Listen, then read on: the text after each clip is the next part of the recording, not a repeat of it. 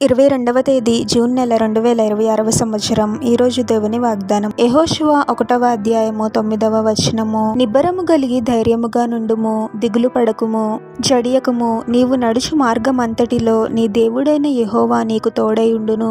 సహోదరి సహోదరులారా, మోషే మరణం తర్వాత ఇశ్రాయేలు ప్రజలను వాగ్దాన భూమికి నడిపించే బాధ్యత యెహోషువకు అప్పగించబడింది. అప్పుడు యెహోషువతో ప్రభు పలుకుతున్న మాటలివి. నిబ్బరము కలిగి ధైర్యముగా ఉండు, దిగులు పడవద్దు. నీవు నడిచే మార్గం అంతటిలో నీ దేవుడైన యెహోవా నీకు తోడుగా ఉంటాడు అని. ముందు ఎన్ని పోరాటాలు, కష్ట పరిస్థితులు వచ్చినా ప్రభువు తోడుగా ఉంటాను అని, భయపడవద్దు, ధైర్యముగా ఉండమని యెహోషువను ప్రోత్సహిస్తూ ఉన్నాడు. మన జీవితాలలో కూడా ఎన్నో శ్రమల గుండా, పోరాటాల గుండా మనం వెళ్లాల్సి ఉంటుంది. వాటిని బట్టి మనము ధైర్యాన్ని కోల్పోతూ ఉంటాము, విశ్వాసంలో బలహీనపడుతూ ఉంటాము. ప్రభుపై మనకున్న గొప్ప విశ్వాసమే మనకు ధైర్యాన్ని ఇస్తుంది. ధైర్యంగా ఉండటం అంటే మన లోపల ఎంత భయంగా ఉన్నప్పటికీ ప్రభుపై నమ్మకంతో ముందుకు సాగడం. మనల్ని నిరుత్సాహపరిచే పరిస్థితులు కూడా ఎదురవుతూ ఉంటాయి. వాటిని బట్టి దిగులు పడుతూ భయపడుతూ ఉంటే మనము ముందుకు కొనసాగలేము. ఇమ్మానుయేలు, దేవుడైన ప్రభు మనకు తోడుగా ఉన్నాడు అని,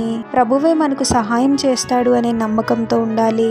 కేవలము మన శక్తి బలముపై ఆధారపడినప్పుడు మనము విజయాన్ని పొందలేకపోవచ్చు. కానీ సంపూర్ణముగా ప్రభుపై ఆధారపడితే ప్రభువే మనల్ని నడిపిస్తాడు. మన తరఫున శత్రువులతో యుద్ధం చేసి మనకు విజయాన్ని అనుగ్రహిస్తాడు.